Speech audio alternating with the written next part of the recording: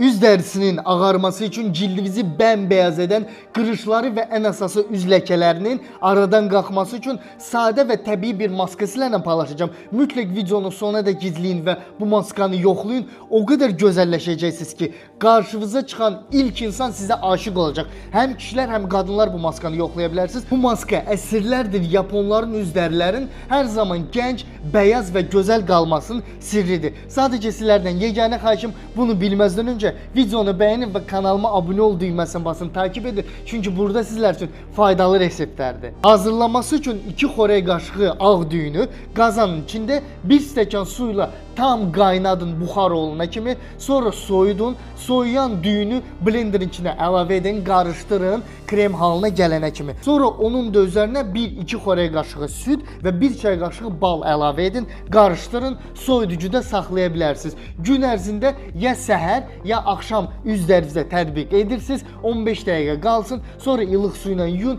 və nəticəni hər gün görəcəksiniz ki, necə üz dəriniz həm gözəlləşir, həm bəyazlaşır və ləkələr də aradan qalxır. Dostlarınızla paylaşın ki, onlar da bilsinlər. Siz də bir ay ortalama 10-15 kilo, 2 həftəyə də 6-7 kilo arıqlamaq istəyirsiniz və qarnınızı yox eləmək istəyirsiniz də Instagrama, direktə mənə arıqlama proqramı yazın.